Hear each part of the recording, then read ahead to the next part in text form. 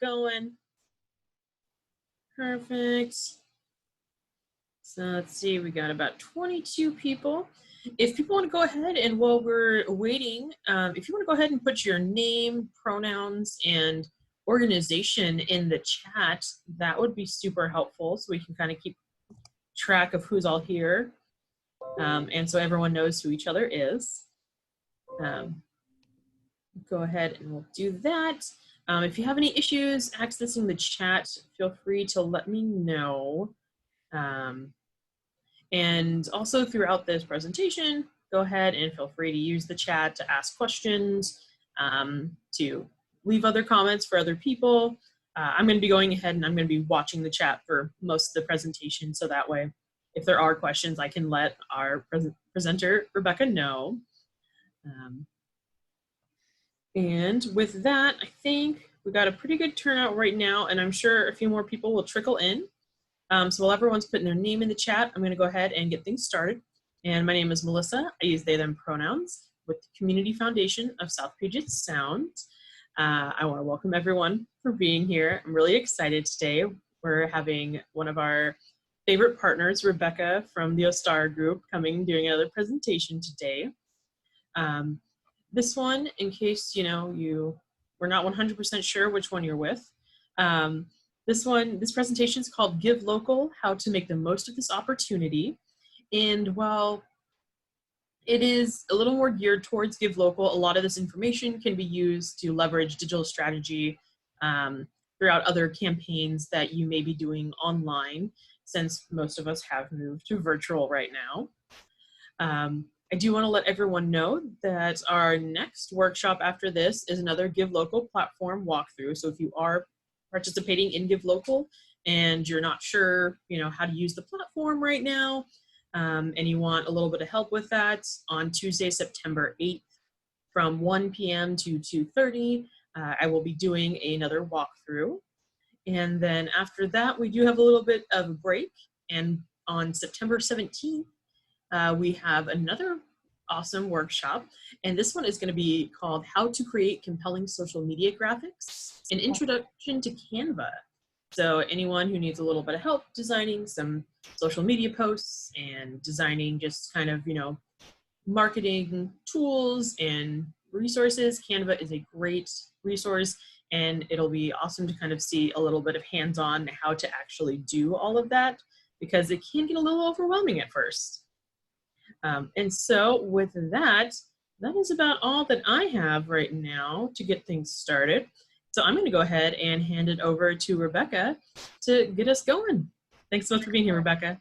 Thanks, Melissa. Appreciate it. Hi, everybody. I'm Rebecca Zanatta. I am with the Ostara Group, and I'm going to share my screen here. Hang on. Oh my gosh, you know what I did? I closed something. I'll open it and then I'll get back to you. So anyway, I am Rebecca Zanatta. I'm a senior strategist and a partner with the Ostara Group. And we have partnered with the Community Foundation on a couple different projects. And I see a couple familiar faces from other presentations that I've done. And so welcome back. I'm glad you're here.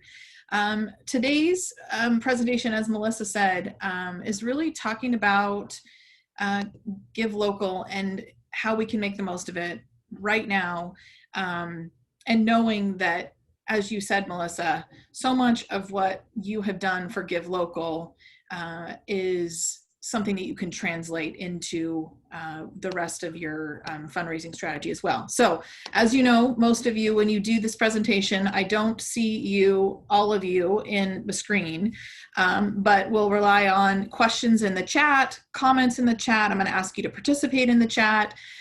We will do a couple different breakout rooms because I think there's a lot of knowledge in the room. But my first question is really, this is what we'll talk about today, but my first question is, how many of you, this is your first time participating in Give Local? Do we have any first time participants? Just maybe put your thumbs up, raise your hand. Jordan, I see Jordan. Okay, anybody else? Great. Is it Atana? Is that right? Atana, first time. Okay, great.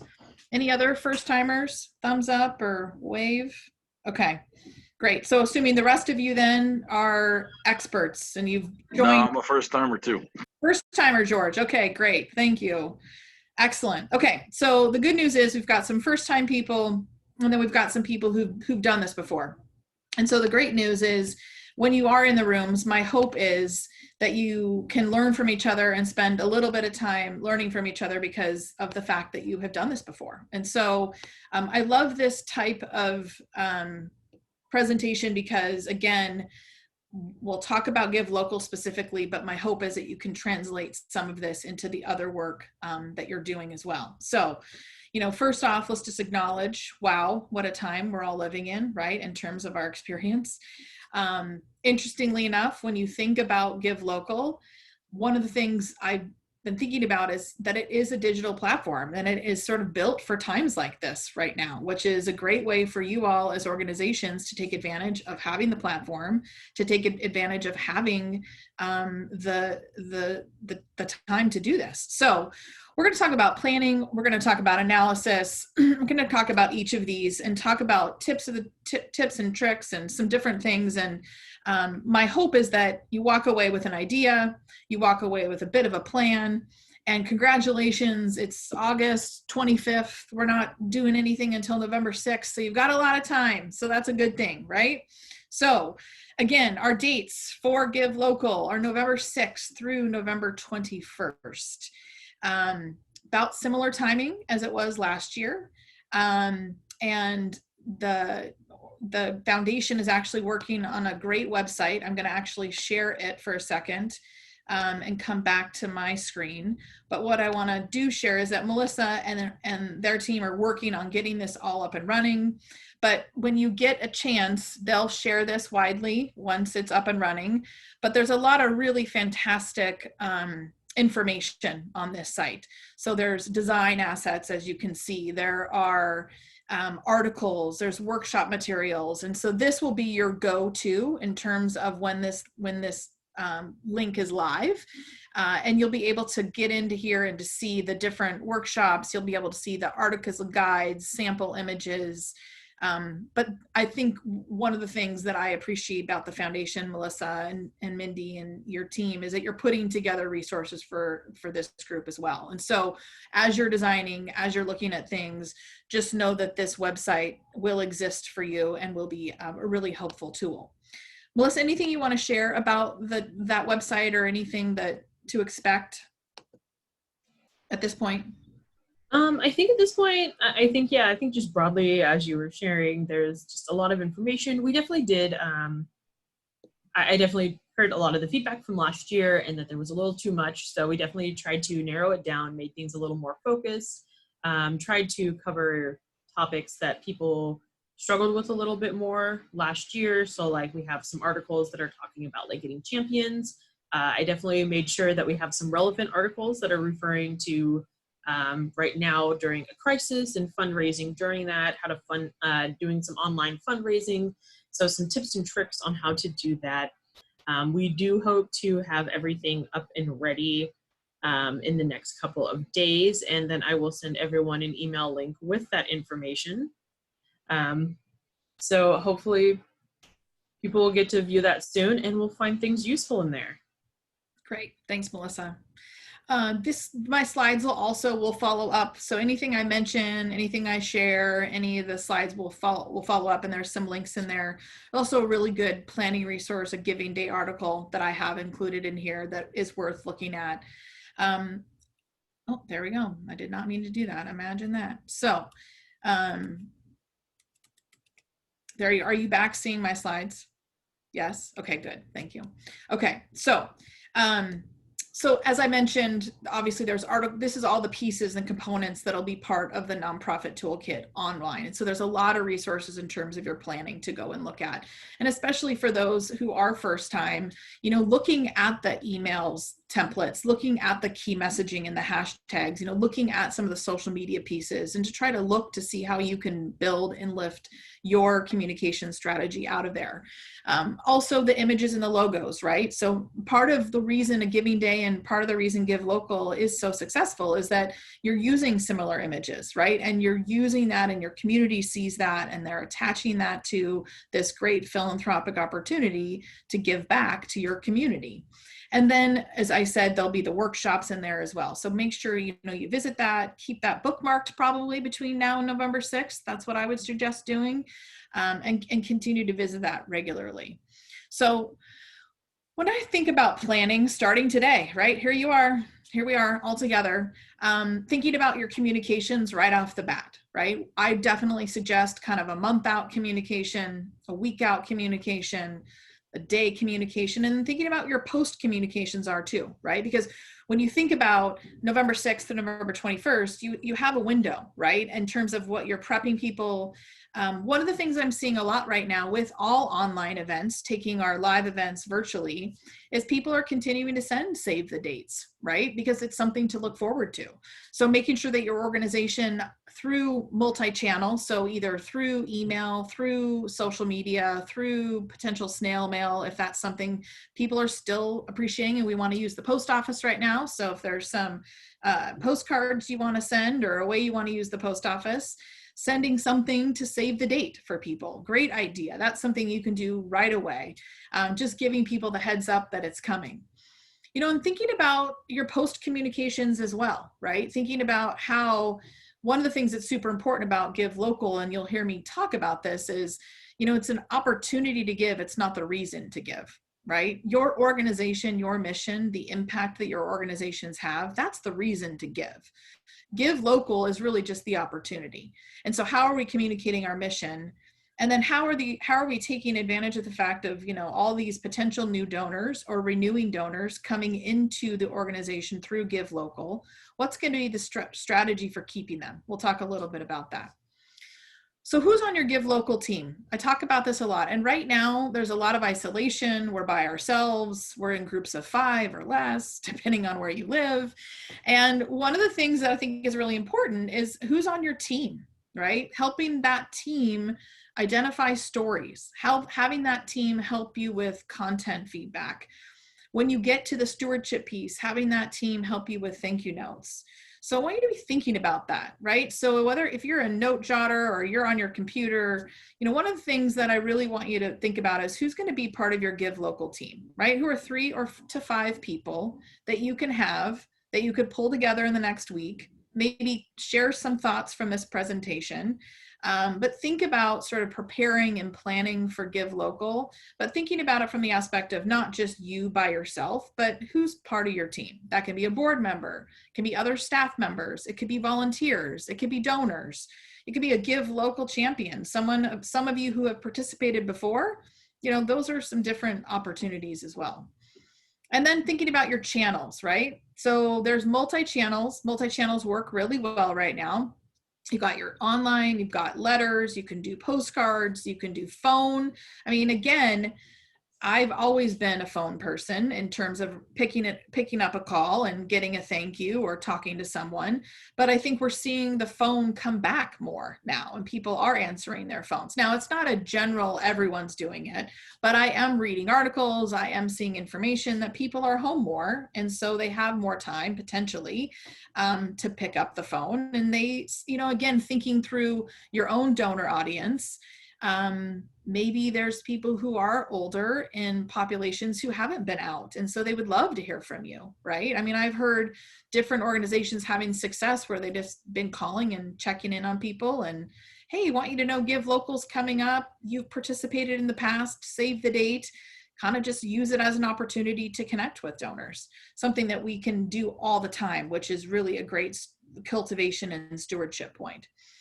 So when you think about the analysis, right away, be thinking about who's given to Give Local in the past. Now, again, for those of you who are first time, we'll talk about that in a second. But for those of you who've participated in the past, I like to look at things in the last 3 years, right? I mean, you can go back further, but looking at your last 3 years, looking at people who've participated in Give Local. Another thing that I'm seeing right now is to really focus on people that are closest to you, right? Donor acquisition right now could be more difficult. A thing like Give Local certainly can be an acquisition tactic because you can leverage the people that have given to you in the past to help you ask others to give. That's probably the best strategy, right? Is using Give Local as an opportunity for others to champion your cause.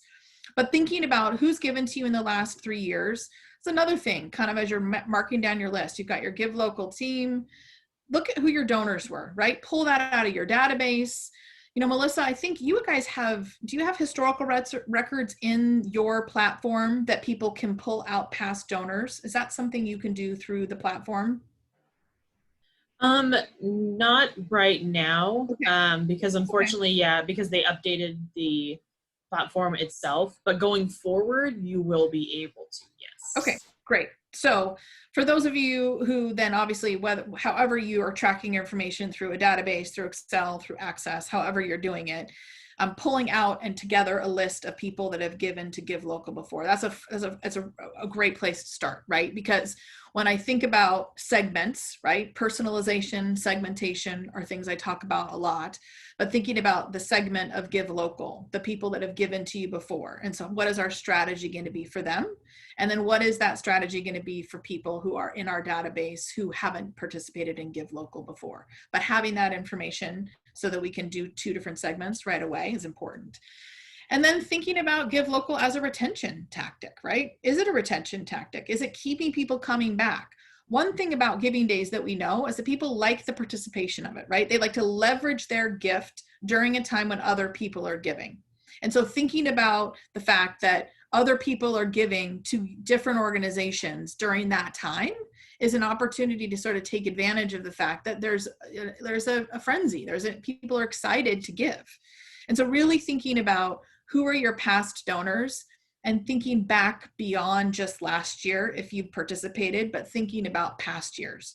So for those of you that are new, one of the things I would think about is all people who have all people, for sure, anybody in your database that you have addresses for, to invite them and say, it's our first year participating in Give Local. We want you to join us. We want to join in this campaign and we want others to join in it too.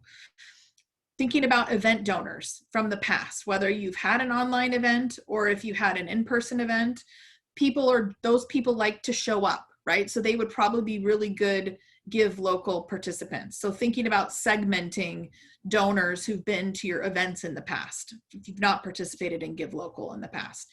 And then just thinking about in terms of, who are those different segments going to be and asking yourself some questions to think through that. So I think that from there, we really want to talk about who our audiences, right? So thinking about patterns, are they volunteers that tend to participate in Give Local? Are they board members? Are they past board members?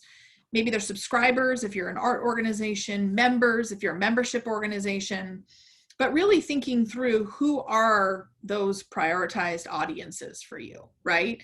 And whether you're a really small organization and you're one person, or if you're a bigger organization and you're multiple people, part of the reason I start with looking at who's been giving to Give Local in the past for you is because you need to prioritize, right?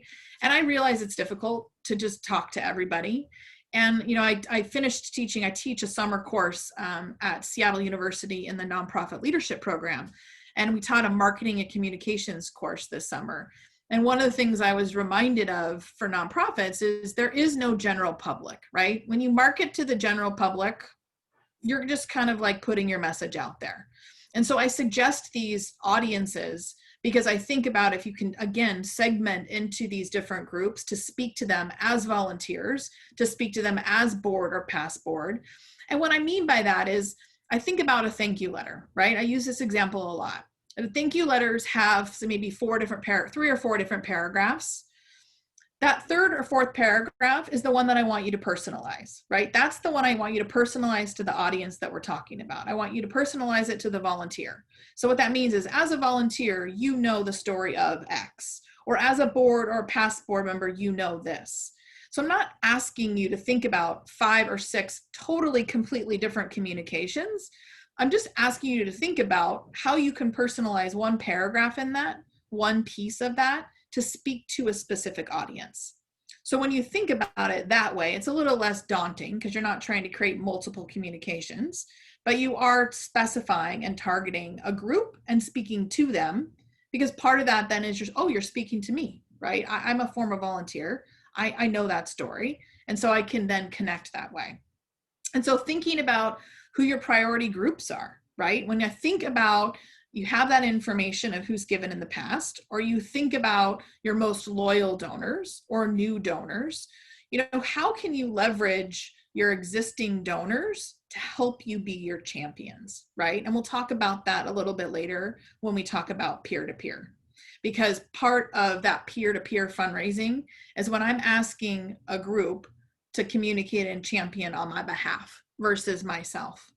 And if you think about, if Natalie's asking people to give on her behalf versus the organization, people are like, oh, Natalie's asking me. I know Natalie. I like her. Oh yeah, I'm going to look into that, right? But when I get the information from the organization, that's still important. But if Natalie forwards me the information, I might look at it more quickly than I would just in the organization, right?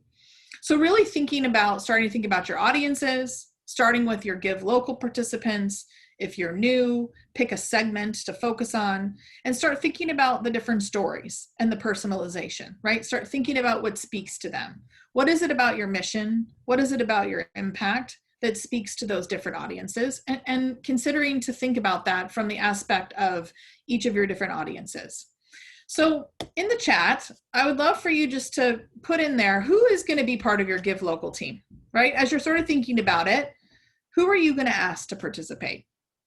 And then also the second question I'd love for you to type into the chat are, who are your top 2 audiences? So when you think about your time and prioritizing who you're going to ask to participate and who you're going to create personalized segmentation communication for, who are your 2 top natural audiences? So please go ahead. Past board members. Excellent, Diana. Board members know you so well, right? And they're great to have as champions. So, thinking of them as their own, that's great. Atana, excellent. Participating students, mentors, sponsors, fantastic. Excellent. Great. For Hannah, for your team, you, a volunteer and a board member, participating youth. Awesome. I love that. That's great. Our executive director, hopefully our board members. Yeah. Board right now, what I'm finding is the difference between your board as a whole and boards as individuals. And so rather than just go to the whole board and ask them to be part of this team, pick 1 or 2, right? 1 or 2 people who have time, who have energy, who have interest, and have them join your team, right? Past donors, board members, state leadership. Great. Thanks, Jonathan. Oh, musicians and subscribers. Fantastic. I think, again, we can get in our own little worlds and we can say, oh, this story is great and this sounds like a great plan. But part of this whole idea is to reach out and bring people together, because again, the bigger the team, and I'm not asking you to put a big team together. Like I said, 3 to 5 people, right? Manageable. Great, George. Volunteers and board members. Awesome. Excellent. Thank you. Top audiences for Atana are tech sponsors, students and family, and student family and friends. That's great. And so when you're thinking about that, Atana, you can think about, what is the tech sponsor story you want to tell? And what is the student family and friends story you want to tell, right? And of course you have general messaging, but it's great to have 2 audiences that you're really targeting, because then you can really speak to them. So that's great. Emily, we're a first-time Give Local participant, so past annual event donors and volunteers. Great. Awesome. Yay. You guys are chatters, which I like. Thank you for participating. Any questions at this point, either about planning, about audiences? We're going to go on to goals next, but I'm just curious if there's any questions from anybody about audiences, about planning that you're thinking about. Atana, go for it. So you mentioned affinity groups. Can you clear that up, what an affinity group is? Yeah, so affinity group would just be like, if you are, it looks like you're a tech student type, an affinity group might be your technology people, right? Okay. An affinity group might be the people that is just sort of it's the micro segmentation, right? So picking an affinity group. Some affinity groups are, think about alumni associations, right? Or membership organizations, you know, people that really care about a thing, kind of have affinity towards a thing. That's what I'm considering like an affinity group. Okay. Yeah, great question. Anybody else around audiences or planning? We can move along. Great. And again, Melissa's watching the chat, but if there's questions that come up, please ask. Okay. So setting goals. So goals are really important. And I would look at, for those of you obviously who are new, you know, setting a goal is really different than those of you who have history from the past. But you can see here, just taking, you know, your last 3 years, looking at your different giving ranges, looking at what your average gift is, looking at how many gifts you've received. And my goal, I always look at being realistic, and I always look at achievable. I'd rather under promise and over deliver in a goal, right? And because again, this year, there's so many unknowns and we're just not exactly sure. Some planning and goals, some goals just people have just shot over them. Some people are really not reaching them. But I think what you can realize about something like Give Local, it's digital, people have participated in the past, and people are used to it, right? And so they're probably familiar with it. So when you think about your goal, if you participated in the past, I look at the average, right? So that's what you're looking at right here in 17, 18, and 19. And then I really sort of took an average and made that the goal for 2020, right? Looking at goals that, you know, you can think about from the aspect of what is it that you're going to be able to achieve from this, right? So really simple, but I think it's important to state that, right? It's important to say that our goal is X. And there's an opportunity to basically get people starting to think about coming along with you on this journey to raise $5,000, to raise $10,000. And because it's, you know, a campaign that runs over a series of from 6th to the 21st, there's an opportunity to give people updates on your goal, right, as time goes along. And so using that opportunity in the goal to drive people. And so thinking about goals, one of the things that's really interesting, there was a study done by Kiva that people are most likely to give if you've achieved 66% of your goal.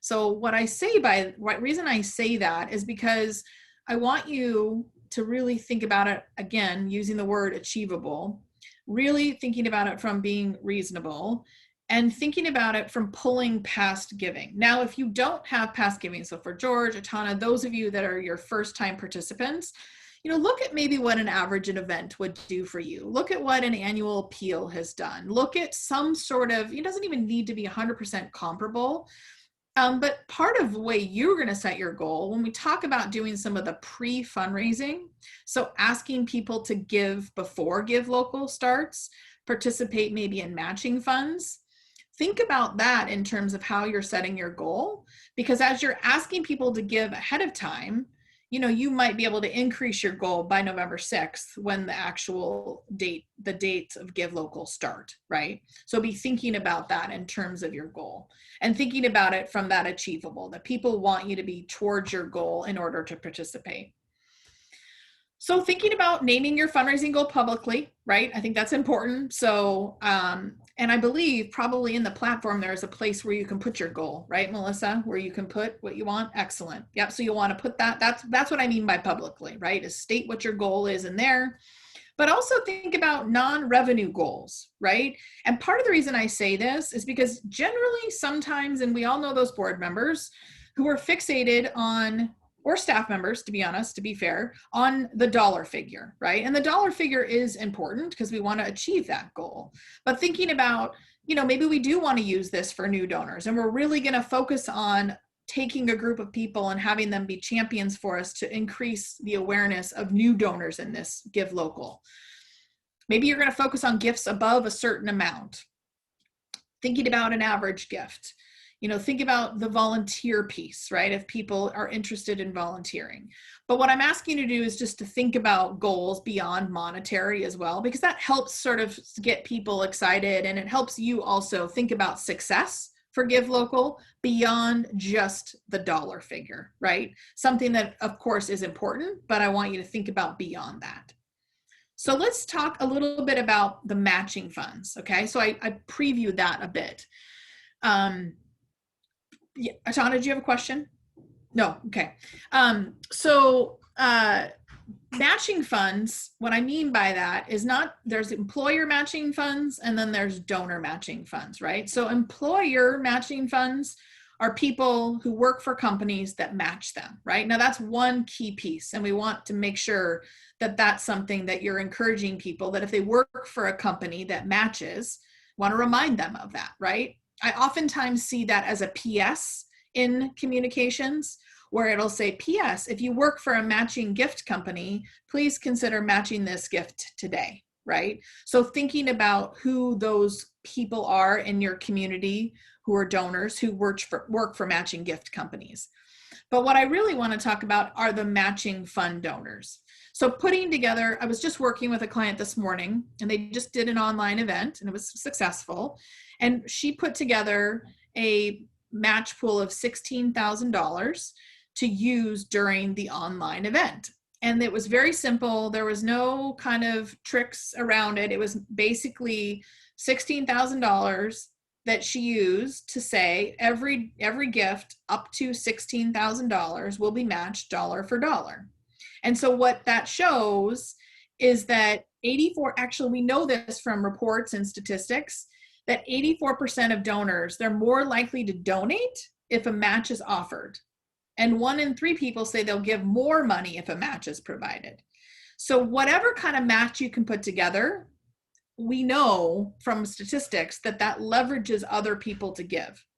I know anecdotally, I was talking to one of my students last year, and she's a millennial, and she was saying, look, I know I can only give, $50 to $75, but if I know it's getting matched and that gift then is going to become $100 or $150, that makes, she's one of these 1 in 3 people, right? That they'll give more if the match is provided. And so thinking about who are your board members, who are key volunteers, who might be your loyal donors. And when I use the word loyal, I mean people who've given to you for multiple years, right? They've picked you year after year after year to support. And going to them, and a great place to start is looking at board members, volunteers, and loyal donors who also have given to Give Local in the past. Putting a short list together and calling them and saying, look, we want to put a match pool together this year for Give Local. And I'd like to put it together, and it can be $1,000. It can, whatever the size of your organization, again, it's relative. Don't worry about, I can't raise $16,000 or I can't raise $5,000. But think about what you can raise, and think about board members, volunteers, loyal donors. Again, for new Give Local participants, those are the key groups I would look at. And they're the same groups I would look at with the caveat if they've been a Give Local donor in the past, for those of you who want to put a matching pool together. You can also, again, think about it as a pool of donors, right? So you could potentially, some of you might have that one donor who likes this, and maybe it's a corporation, maybe it's one of your foundation donors.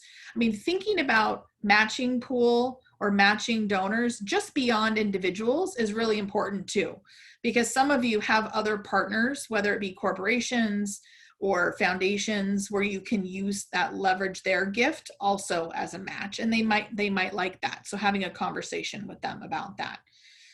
But thinking about kind of a pool of matching funds sometimes gets people excited, because they're like, oh, wow, all these people gave ahead of time. That's fantastic, right? I do want to give to that. So thinking through kind of who might be, you've got your Give Local team, you've got your Give Local donors from last year. The third thing I'm thinking about on your list is who could be a matching fund list for you. Who are 3 or 5, you'll hear me say that because I like thinking of things reasonable rather than I'm going to go talk to 20 people about a matching fund, right? Let's set yourself up to be successful. Just start with 3 conversations. See how it goes. See what people ask you. Pick your closest people first. Go to your board first, right? See if they would be interested. Go to every single board member individually and ask them if they would make a Give Local commitment.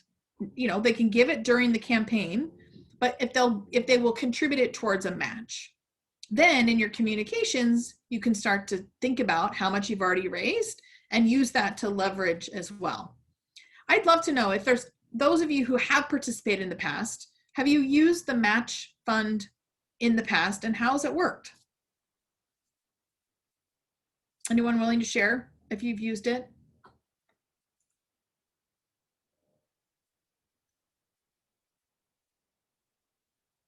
Okay, well then there's good opportunity to do it. So I think definitely thinking about board members first.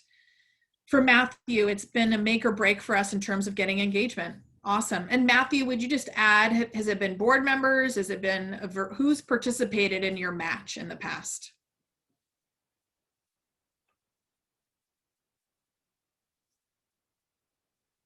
As Matthew's typing that, I'm gonna keep going and think through tools, right? So you definitely, you want, great, typically set 2 pools, great, one from board members and one from private givers. Awesome, excellent. So using both of those matching, excellent, separate message and timing, great, great. Excellent, thanks for sharing, Matthew. So thinking about, running a multi-channel giving day campaign, thinking about the platform, and of course you're going to have an opportunity to walk through that platform with Melissa. It sounds like in the next couple of weeks, you'll be able to get in, figure out what works well for you.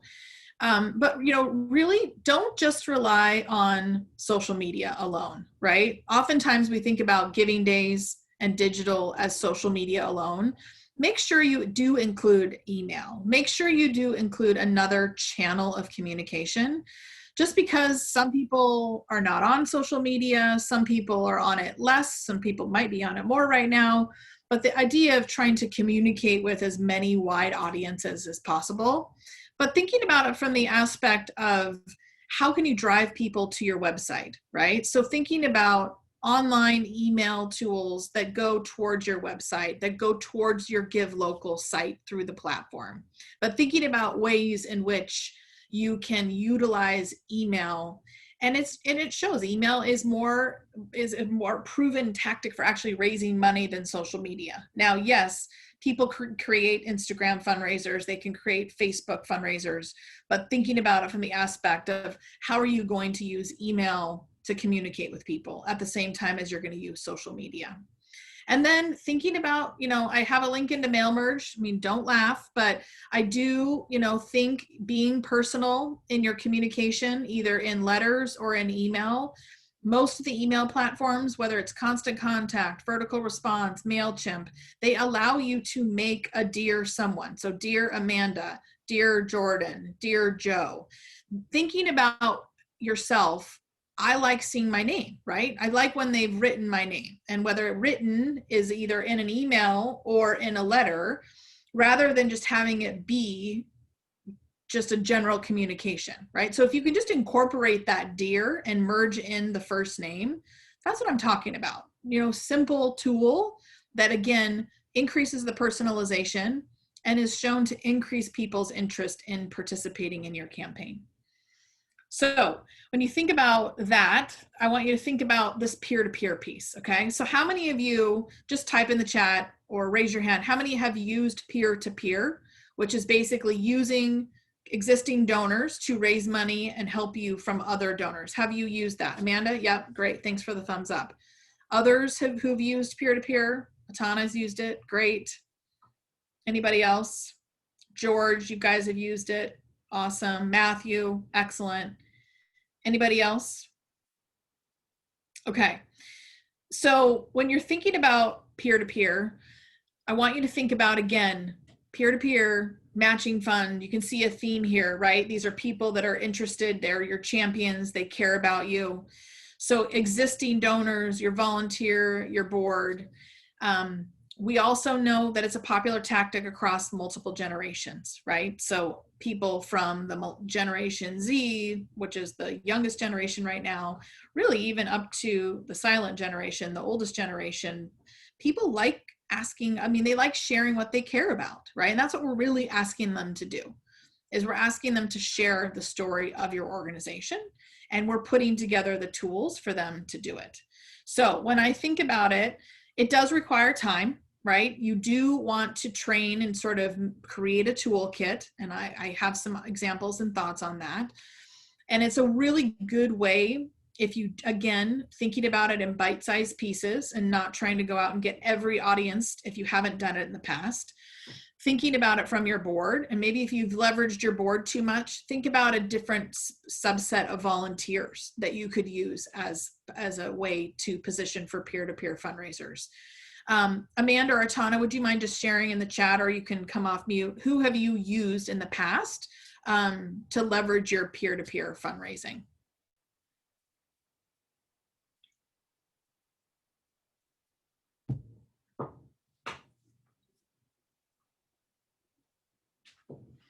Former board as table captains. Yeah, definitely.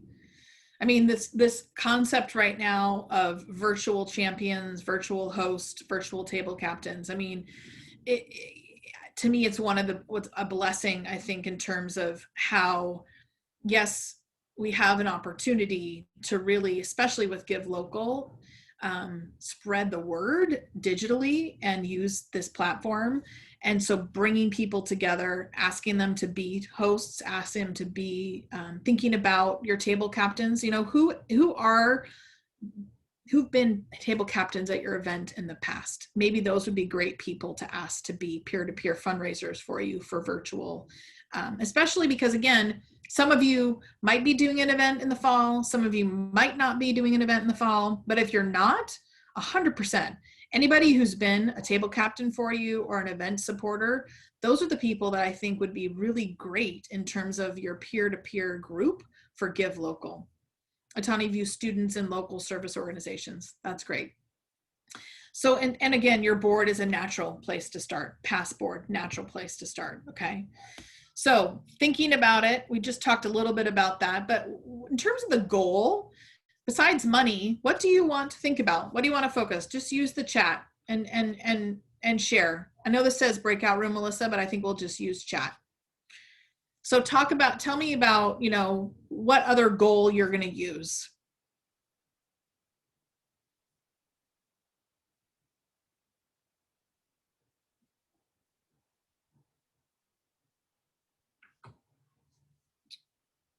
Increase, Facebook likes. That's great. Al, skills that can teach youth. Excellent. Increasing in the volunteers and participants in our action groups. Excellent.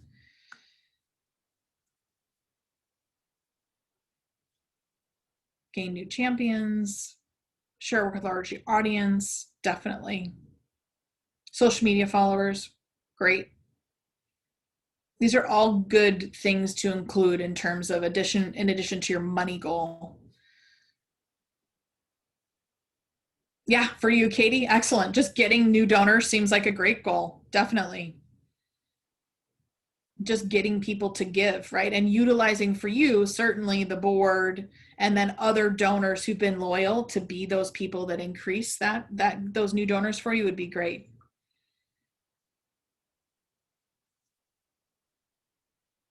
Melissa, can you talk just really quick, if you wouldn't mind, about the platform and how people sort of search and if there's connections between like missions and how that sort of works? Because I think when it comes to this question, like Matthew said, sort of increasing our audience, I'm curious of kind of what and how the platform sort of helps that. Yeah, so with this year, we have the capability of, we're referring to like connections with audiences and searchability for the platform. When people first go onto the platform, they'll see the big, banner intro that says, like, welcome to Give Local, da da da, here's a little bit of information about Give Local. And then there's a section that comes below it that is, they're going to have the list of all of participating nonprofits. Great. And at the top of that list is a search bar, and people can type in keywords or in the platform from the back end. Each organization is able to type in their own tags. And so basically those are just any keyword that you associate with your organization. So if somebody comes onto the platform and searches the word, they could say dog, it'll pop up any organization that marked the tag as dog. Yeah, like George. And so Then there's also beneath that, there is the central categories that we had everyone select when you first registered. So like arts and culture, you have animals and environment, you have housing. And so those will be an option as well, right underneath the search bar. So people, if they're interested in like housing services, they can click the category that says housing services, and all organizations who registered as housing services will pop up on that person's screen. Awesome. That's great. That's what I was looking for. So I know this from other participation. I've done some training and some work with Give Big up here in Seattle. And what's interesting about it, what I know, and I'm sure it's similar for Give Local, is that's how people are finding out about other organizations, right? So that new, increasing your audience, increasing education, potentially getting new donors, actually just by having a really good profile, right? So spending some time thinking about your tags, thinking about your keywords, making sure that you put yourself in a category so that people can find you. Because that's also, I think, really smart, is I know there's a lot of people that use giving days to find new organizations to support, right? Now, again, I think we're seeing, you know, there's certainly people who are giving less money. There's certainly people who are giving more money. I mean, it's really difficult right now to pinpoint exactly. But what I do know is that there's an opportunity, especially, you know, for those of you that serve right now, kind of calling it kind of on the front lines in terms of healthcare or race and social justice or other organizations where the conversation in our world is very important. Thinking about how you sort of tell your story right now, that relevant piece, I think is important. So what is that why, right? So centering your stories on the visionary problem that donors can solve with you, right? Because you need money is really not the message, right? I mean, we would all like to say that, and sometimes that's true. And with certain donors, we can certainly say that, right? We need that money now to do X. But thinking about what it is right now that why are you relevant? Now, I would also argue that there's been conversations that I've been in about people who feel like they're not on the quote front lines. Should we be asking? I think you should. I mean, the reality is all of our sectors right now are connected to what's going on in the world. If you think about animals and the respite they're providing for people and families, there's a big reason. Think about the environment, people going on walks, people being outdoors. Think about that. Education, wow. Education, if you have youth, there's such an important connection right now with education.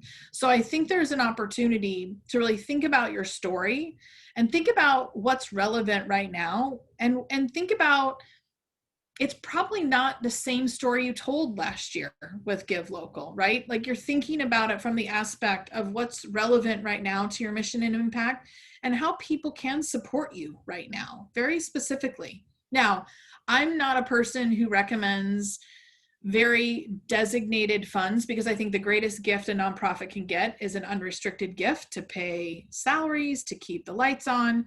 But you can always use specific examples to share stories about where unrestricted dollars go, right? But thinking about the why and less about the what and the how. So what I mean by that is, you're a food bank and you know, certainly you give food away and you give services for WIC services or other types of services away. That's your what, that's your how. Your why is you're keeping people fed. You're keeping families together. This idea of the why you do what you do, I think, is something that we really need to be thinking about and telling that story so much right now. And then connecting back to your values always, right? Go back to your vision, go back to your mission, go back to your values, picking out of there, you know, what is it? If you believe this, then you're going to care about this, right? Thinking about how to connect. You know, our greatest goal with getting donors and building relationships with donors is to get to know their values, beliefs, and experiences. And so if you can communicate like that with donors to glean that information, that's what you're trying to do in your stories that you tell through Give Local. And then keeping it personal, right? Conversational and simple. Don't try to tell 4 different stories, right? Think about 1 or 2 stories. Think about them from what are the most impactful. And thinking about also, do we have permission to tell the story? Are we telling the story authentically? Are we talking in the void? How are we being really, there's the Frameworks Institute, which is a great storytelling resource. And we'll put that in the follow-up, Melissa, or if you want to drop it in the chat. The Frameworks Institute talks about how we tell stories authentically. Because oftentimes those of us that work in human or social services, we represent and work with vulnerable populations. And so how we tell that story is really important to make sure that we're telling the story from a place of abundance versus from a place of scarcity, and trying to be really honoring the stories of the people that we raise money with and for. So thinking about story is really important, very, very important. So going back to the team, right? So your team, whoever was a part of your Give Local team, can help you collect stories, right? So making sure that right now, between now and November, you ask your program team, you ask people to say, hey, look, we're looking at our mission right now. We're looking at how to tell our story for Give Local. And so help us tell the story. So going to your program staff to invite compelling stories, to ask them to talk about how your organization is supporting people right now. What does that look like? And so thinking of like, I have a storytelling campaign, right? Maybe you think about that over a week or two, and you just put it in front of people and you ask people who's going to collect those stories for you. Maybe it's going to be you, maybe it's going to be someone from your team. And what I mean by that is just examples of how you talk about your why. Right? So collecting those to then use in your content for Give Local. And you also want to have different links, right? Quotes are good, right? Social media, really quick quote that you can share. Maybe in an email piece, it's a longer story, but thinking about having different sorts of content in terms of the storytelling to use for your Give Local content. And then thinking about the visuals, right? Thinking about the visuals, if there's photography, if there's images that you can use, but sort of start to gather those elements now. Do you have a Give Local folder set up in your email? Do you have one set up on your computer? Just start to feed things into that now so that you can start to utilize and pull from that as we get closer, as you develop your content, as you develop all those pieces. Those are sort of the tricks right now. Just start to do that, right? So when I think about your multi-channel engagement, again, I want you to really think about your profile page. I want you to think about social media. I want you to think about email. I also want you to think about old school analog channels, right? We've talked about that. If you have a newsletter coming out between now and November, make sure you got your Give Local save the date in there. Make sure you're talking about Give Local in there. So whoever you need to communicate with, if it's you or if it's somebody else, but making sure you have a short little blurb in there about Give Local, that's important. And then of course, postcards, letters, phone calls. Again, I think a quick phone call to your Give Local donors from 2019 to just say, hey, it's coming up. I hope you'll participate. Stay tuned for more information, even if it's just a voicemail, right? And again, another great way to involve some board members, another great way to involve some volunteers to make those calls for you so it doesn't just have to be you.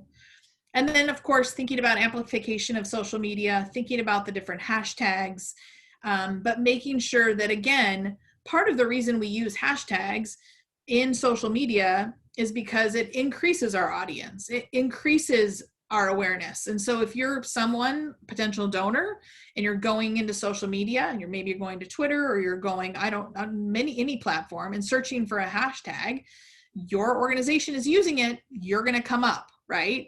And so if your goal is even just to increase who's seeing what you do, who you are, utilizing them is really important in terms of how you're utilizing that to your advantage.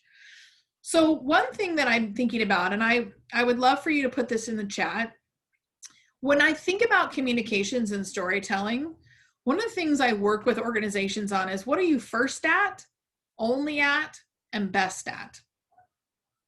So are you the first, and again, using these terms kind of broadly, right? Are you the first food bank in this area? Are you the only food bank in this area?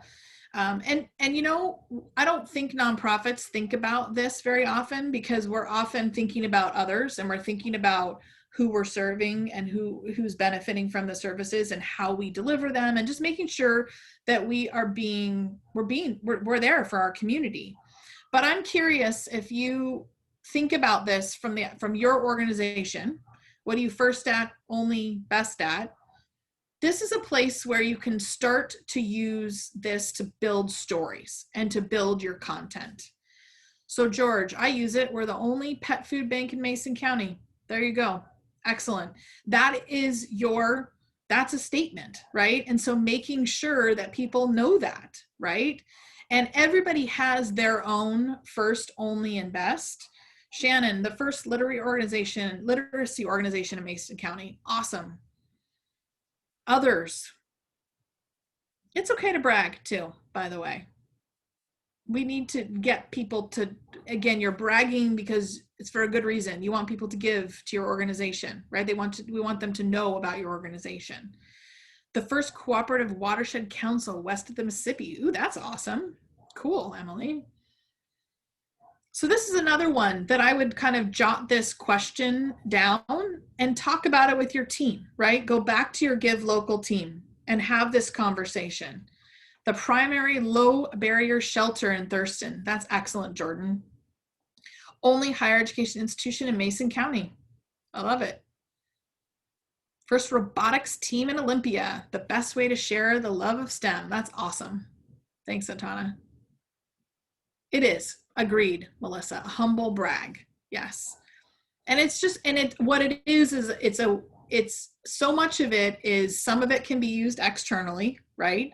But my hope is it just gets you to start thinking about your bright spots and your position, like where your strengths, right? Because if we want to share our positions of strengths and the things that we're good at, it helps us start to think about that. And again, to share that with people. Because again, I don't think we share those things enough. And so being really thoughtful and thinking about those things are really important. So take that and go spend a little bit of time with your team talking about that. Any other questions or thoughts before we move on? Any questions about communications, stories, ways that you have collected stories in the past that have been helpful, how you partner with your program team or other volunteers or other people who are sort of connected to your stories firsthand?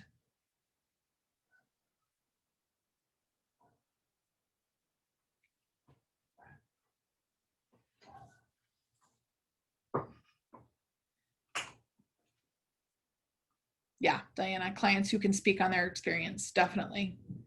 Certainly, and that is where that Frameworks Institute is really helpful, is how to approach a client, how to ask their permission, how to share the story. That's where I think I've been spending a lot of time with clients, sort of that authentic storytelling and making sure we're representing it. But I think that's really important. Other thoughts people have? We had a client who went on to be a board member. I love that. Excellent. Yeah, I will tell a story. So I am working with a food bank right now up here in the Seattle region, and we have a lot of new donors and people who are giving to food banks right now. And one of the board members called a donor, and the donor talked about, I was a food bank client, and I have a job now, and I want to give back, right? And so this idea of being able to tell those stories and to share that with people is really important.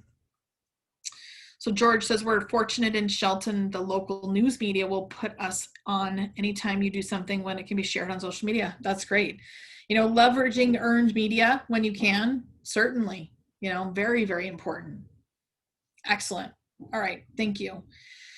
So this cycle is one of my favorites when I think about, this is kind of one of those, we're going to use it and give local, but it's a good sort of all around knowledge for how we think about relationships with donors, is that we spend about 60% of our time in cultivation with donors, right? And that's what I'm talking about, getting to know their values, beliefs, and experiences. And what I think about that is that's when there's no ask, right? It's really just when they get a newsletter, when we're inviting them to learn more about us, whether through a virtual Zoom event or when we've had them in person, maybe there's a tour that they're taking, but just that conversation about getting to know them. And then solicitation is about 10%, right? So that's the give locals when we're actively asking them to give. It's your email solicitations, it's your end of year solicitation. And then there's stewardship, right? 30% of the time with donors. And that's really when we're sharing the impact. Like, what did the gift accomplish? So if you made this gift, what were we able to accomplish because of it? And so when you think about the time that we spend about 90% of our time with donors not asking, it's just the way to be thinking about kind of the relationship with donors. And so right now, the way I include this is because I'm thinking about between now and November 6th, we really want to be talking about cultivation and stewardship, right? We want to be talking about getting people to see what we do. And we also want to be talking about if you did participate in Give Local, what were you able to accomplish last year? Can you utilize some of that in your storytelling for 2020, right? Can you talk about Give Local gifts last year helped us accomplish this? Can that help you drive your Give 20 content goal, right? So be thinking about how those are connected and thinking about how you can tell those stories efficiently. So when I think about stewardship, it's certainly, the first gift is always the hardest to gift, but the second gift actually matters most, right? Because if we can get a second gift from a donor, that means that we have a chance to keep asking, thanking them, having them give again, right? So when I think about it, it's really the demonstration of gratitude, right? And it's what did their gift accomplish, as I said. And for us as an organization, it's a way for us to build trust. It's a way for us to build connection. And it's a way for us to show commitment. And something that I think is really important is stewardship oftentimes is the beginning of a relationship for a donor, right? Because they've made the gift and now they're waiting to see, okay, how are you going to thank them? How are you going to include them in sharing what their gift accomplished? But being really clear about that is important. And it's really key to donor retention. As I said, the first gift is the hardest, but the second gift matters most because if they give again, they're more likely to stay with you. And the idea of stewardship, in my experience, is more than just the thank you letter, right? The thank you letter to me is acknowledgement, right? It's what I potentially use for the tax purposes.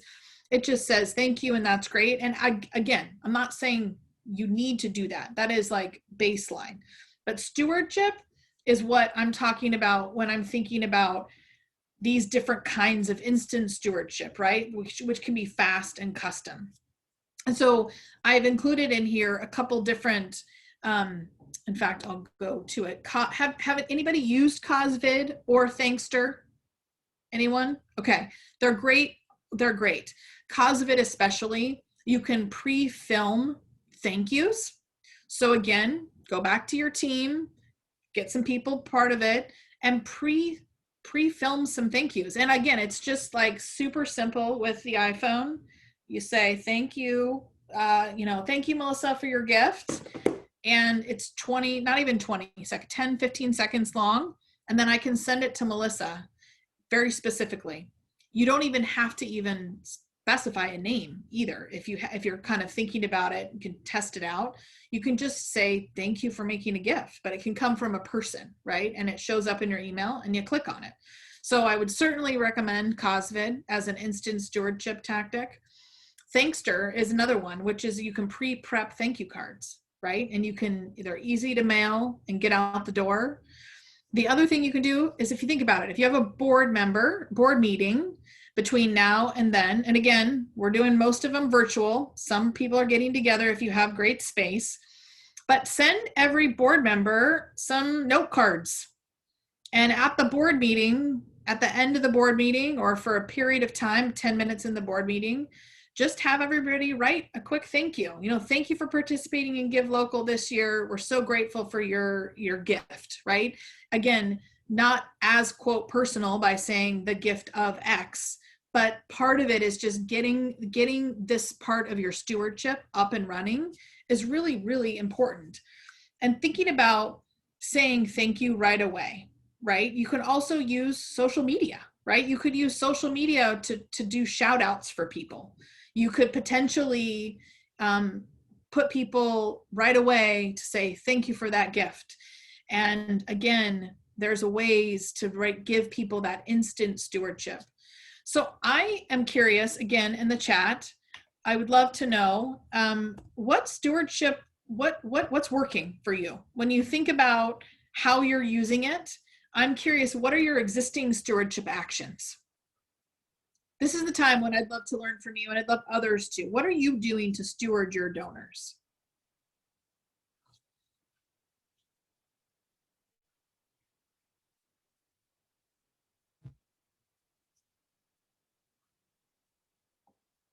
Facebook shout outs, great.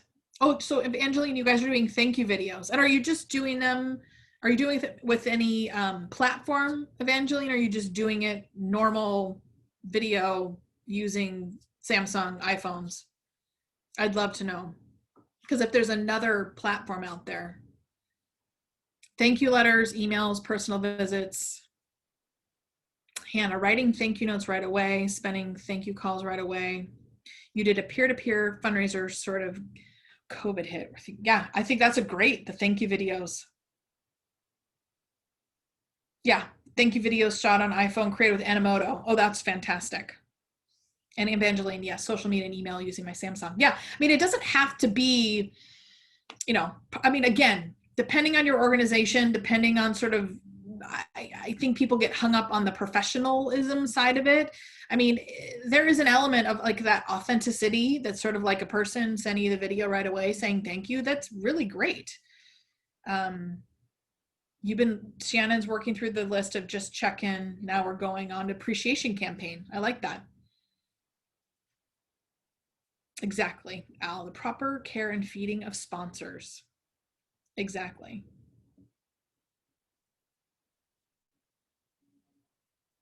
So a lot of these can be ported and used in Give Local, right?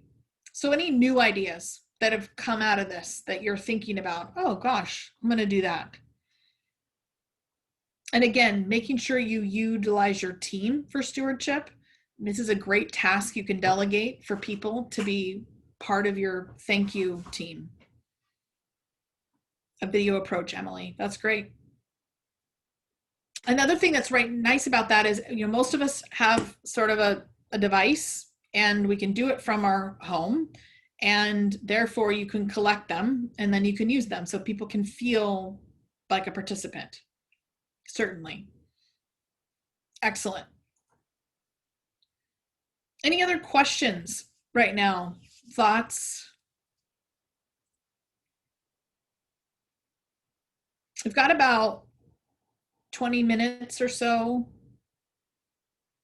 I have a few more slides, but I want to make sure, and Melissa sent me information, kind of what you all were looking to get. I know we've talked about a lot of different things, but if there's anything specifically, I want you to be thinking, I don't want you to leave here with a question that we didn't talk about. And so if there's anybody out there who has a question or something that you need information for that we can address today, please put it in the chat. Atana, you're going to use thank you videos from students using CosVid. Excellent. Yeah, it's a great platform. It's really easy to use. I've used it personally as a board member, and then I've also received it from an organization that I serve on the board for. So it's kind of fun. And it's weird if you click on the link and there's our executive director saying my name. It's like, oh gosh, wow. I mean, as much as technology as we have, it's just funny how interesting it is. Okay, any question? I want to just make sure we're going to keep going, but please, if there's things that we haven't talked about, I want you to ask. Okay, so we've talked about, I see that question. Let me talk about this real quick. So again, we've talked about the first gift being the most difficult, the second gift most important. So think about it this way, 20% retention if people give one gift, okay? That means 80% of people go away. If you get a second gift, 64% retention, right? So if you get that second gift, that's a big deal. So that's why that stewardship is so important. So what I'll say about this is new donors. I want you to call every new donor you get. And I want you to have your team call, right? Whoever it is. It doesn't have to be you. It's a great thing for board members. And I'm not kidding. I mean like the $5 donor. I just want you to call and say thank you, right? First of all, they might not answer. So again, a message is just as good as a live phone call. Second of all, why did you give? Thank you for giving. Because right now, if you're acquiring new donors through Give Local, that's a big deal, right? Because again, when we're thinking about where people are giving, how people are choosing to give their discretionary dollars, and if they're choosing your organization, we want to thank them right off the bat, and we want to make sure that we keep them, okay? So that's something I want you to think about right away, is that those new donors, I want you to get in front of, meaning on the phone, just to say thank you right away, because we want them to get their second gift. And once they make their second gift, then we have 64% higher retention rate at that stage, right? And we all know, and we think about it, and it makes sense, but retaining a donor costs way less than it does to go out and get a new donor. So why I start this presentation talking about if you have participated in Give Local, who were your Give Local donors? They already know Give Local. They already know the platform. Those are the people I want you to focus on. Yes, it's important to acquire new donors. Yes, it's important to grow your pipeline. That's why we talk about peer-to-peer. That's what we talk about, utilizing your champions to help you grow. But that retention factor is really important. So do you feel that there's something we should absolutely do differently in terms of communications this year because of COVID? It's a great question. I think what's most important is not being tone deaf, right? So totally blowing over it is not a good idea. On the other side of the spectrum, making it all about your messaging, to me, not a good idea. I really like the idea of talking about how your organization is either being nimble, how you're changing your services, how you need different support because of COVID. I mean, I would certainly acknowledge it, and I would connect it to your need. I would connect it to your why.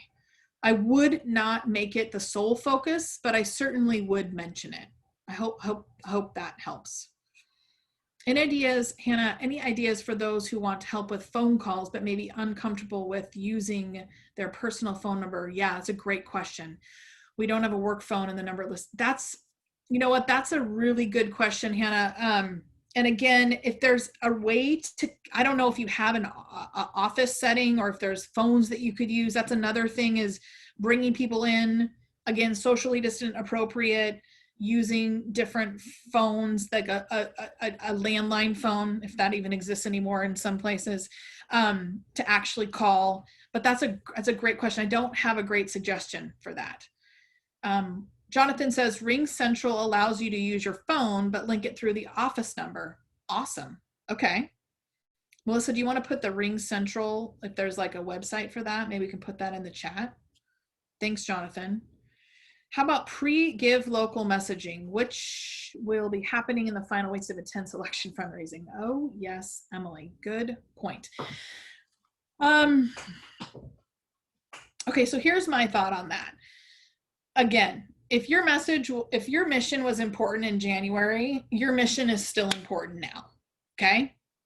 Yes, the world has dramatically changed. And yes, we are gonna be in an election year. But it's more than important right now to just really carve out why people should continue to give to you. What is it that you're doing in the community that is helping the community?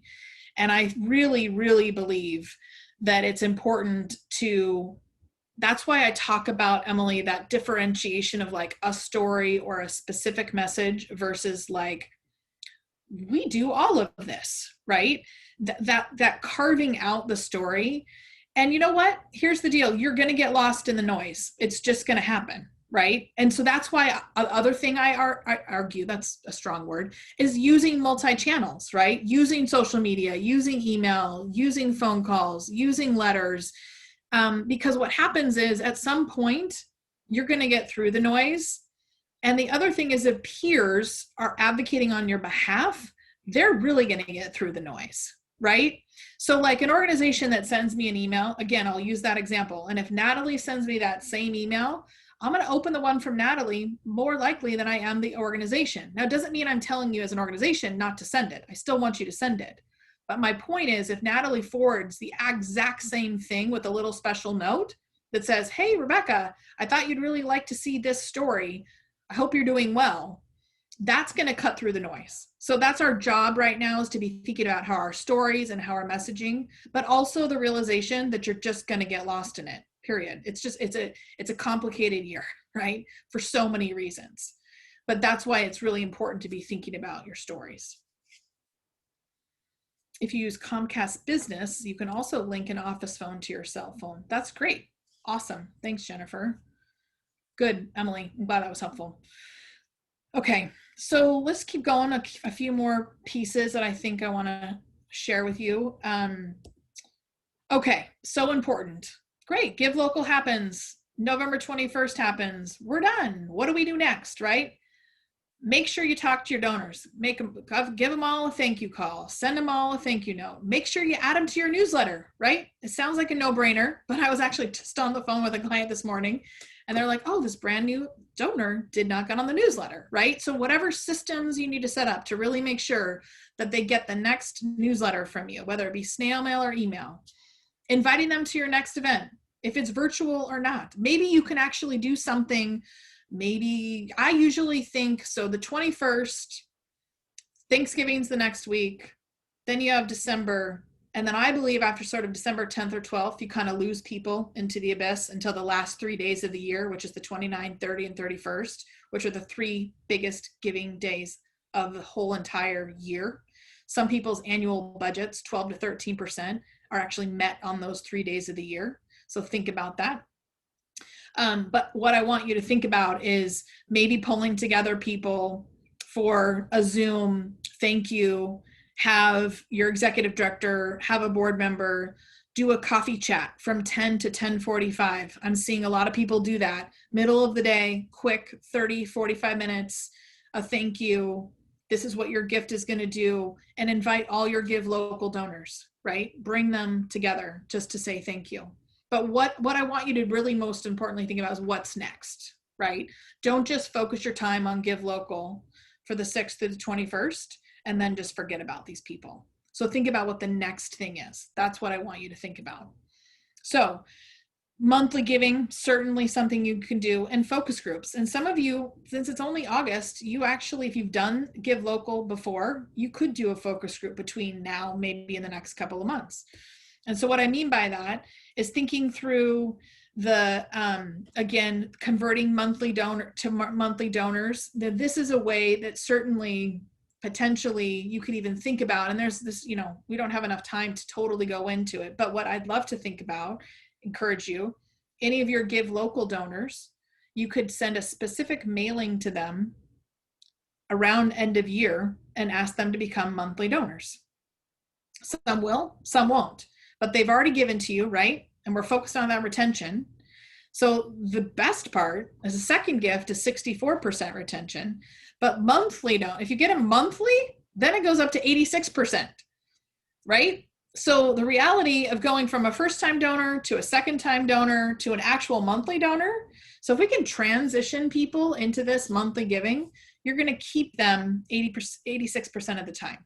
And they generally give 42% more over their lifetime. And some of that is because you make it easy. Some of it is that people forget about it. Some people just didn't miss it, and so they're going to give you $5 more or whatever it might be. But think about, maybe there's a plan to transition your Give Local donors to monthly donors. Baby boomers and millennials love it, interestingly enough, because it's something you don't have to think about, because it's something that's there. You're doing it on a monthly basis. And then the relationship can focus beyond a single time, right? It's like a multi-month relationship that you have with people, right? Ongoing relationship. And so thinking about transitioning your Give Local donors, I think the goal really is to transition to much more of a relationship-based model than just that transaction-based model, right? And some people, again, when I talk about these things, it's nuanced, right? That's what I mean, is it's nuanced in terms of some people are just going to give you through Give Local, and that's fine. You know, and I know from talking with some of you and others in the past, some of you have 5 Give Local donors, some of you have 55 plus Give Local donors. But again, I think it's thinking through how do you transition those Give Local donors to more of a relationship based. And so that's why I suggest, hey, bringing people together through a Zoom. Great. Calling people to say thank you, getting them on your newsletter, right? When we can be in person again, maybe next year, 6 months. So think about December, January, February, March, April-ish, cross our fingers, we can see each other. Maybe you do a Give Local reception where anybody who gave any amount, $2, $5 to $1,000, come, if you have a place where they can come see your work, right? If they have a place where you can just bring them to say thank you. George, you can bring them in to see the pet food bank. They could come be participants. They could volunteer. But getting people in to see your work. I used to work for Washington State University, my alma mater, go Cougs. And when I could get people back to campus, I had them, right? I had them because it was awesome. Their eyes lit up. They saw where they lived on campus. They saw the new football field. They saw the Coug or whatever it is that they were drawn to. I still believe that's the same thing for all of our organizations. Now, all of our organizations don't have that, right? Because we might not have a physical space, and that's okay. But you can still create that same feeling of letting people into your work so that they could see that. So that's what I'm talking about, is how can you create that experience in your work? So the focus group, right? So 6 to 8 people, you can bring them together, choosing a facilitator. You can do it virtually, you can do it in person.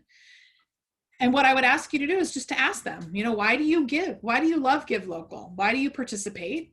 And what can we continue to improve? Again, oftentimes I think I worked in higher education as well, early in my career in fraternity and sorority life.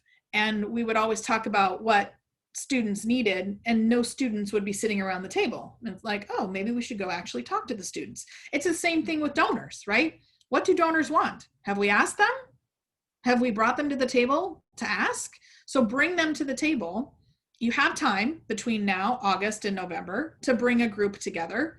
You're most loyal. And you know what, George and Atana, for you or the other people who are doing this for the first time, maybe pick some of those event donors, maybe pick a board member, bring a small group together and say, hey, we're participating in Give Local this year. What would appeal to you? Like, have you done this with other organizations? Can we learn from you, right? And just kind of bring people together around conversation. And it's amazing what happens when you ask people for their opinion. Most of the time, they're going to give it to you. So we've talked about this. Give Local is an opportunity. It's not the reason, right? The reason is your mission. The reason is the people that you support. That's what we want to tell that story. And we want you to focus on impact, right? Giving donors a reason to give.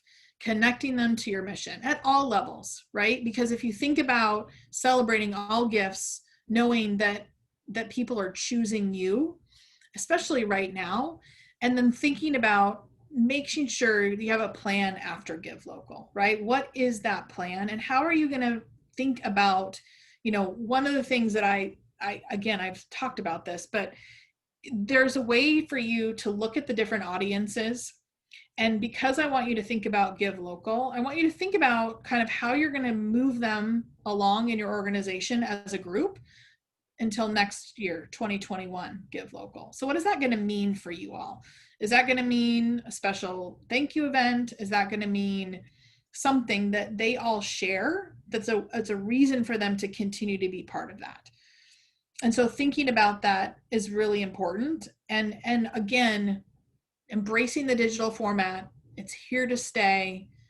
Yes, there's going to be donor fatigue, but again, here's the deal. If people like you and they want to be part of you and they want to be connected to you, they're going to take the time to join, right? And again, yes, you have to have access to Wi-Fi, and there certainly is still privilege in having this and to be able to utilize technology, to be able to have a laptop or a phone. But the thing about it right now is that there is a barrier that's going away in terms of people's ability to participate and people's ability to join. And because Give Local is something that has always embraced the digital platform, continuing to use that platform is really important. So I think that's it. So questions, reflections, anything else that we didn't talk about? As we're closing out, I want you to put in there one thing you're going to do in the next week that's connected to Give Local that we've talked about. Something that's going to move you towards success. Oh, thanks. Appreciate that, Atana. Your core team. Awesome, Diana. Cosvid. And yes, perfect, Matthew. Excellent. Make the ask, Diana. That's it. The number one reason people don't give? Anyone? Because they're not asked. I'm not kidding. Ask them. People will give. And if they say no, bless and release. Move along. It's okay. Move on to the next person. The team. Assemble your team and get your stories, Shannon. That's great.